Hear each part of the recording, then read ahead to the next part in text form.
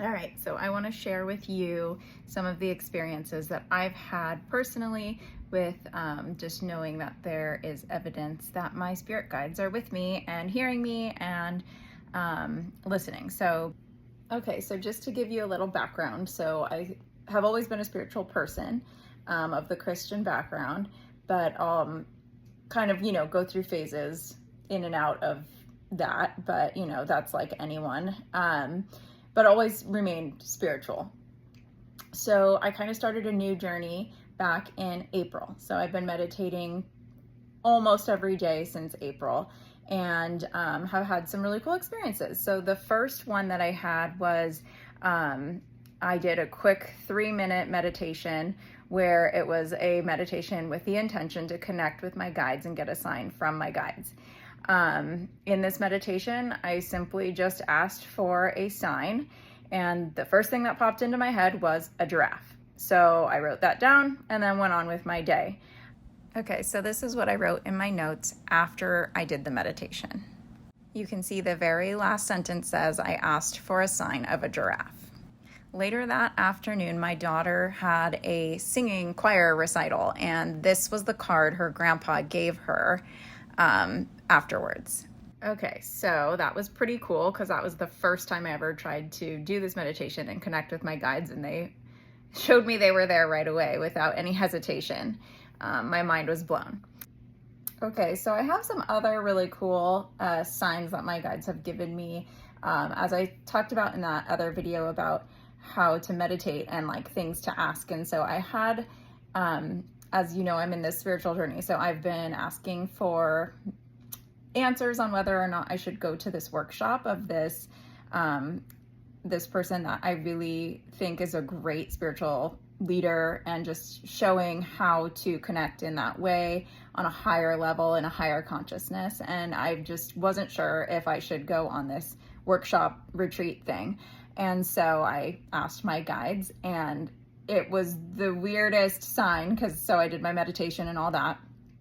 And then I got the sign of the aliens in Toy Story. And that was like the most random thing that popped into my head, but I wrote it down and just set it and forget it. If I don't see the aliens, I don't need to go, right? Like, that's pretty easy. So I will show you my notes on that, and then I'll show you what I saw, and you'll see. Okay, so I did my meditation and wrote down aliens from Toy Story, clear as day. I wanted this sign to be clear as day.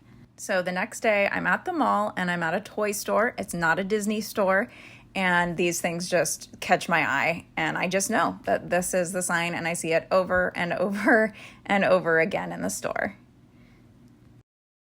Okay, so I was blown away with that, but I have to admit I was scared to go on this retreat because I'm like facing my fears of going deeper into something that I really am passionate about, but also there's the fear of something new and like not being good at it and all the things that come along with change and new things and new experiences. So I go, okay, I'm gonna do another meditation and I'm gonna ask again. I just need like double reassurance that this is what I'm supposed to do.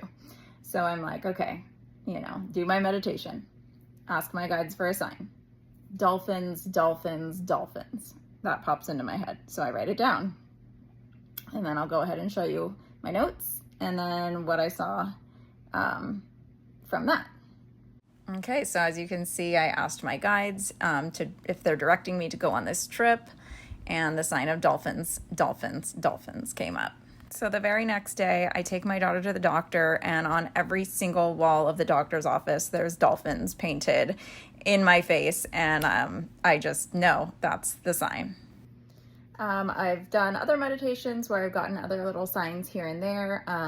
So for example, one meditation I did one day, I asked for a sign.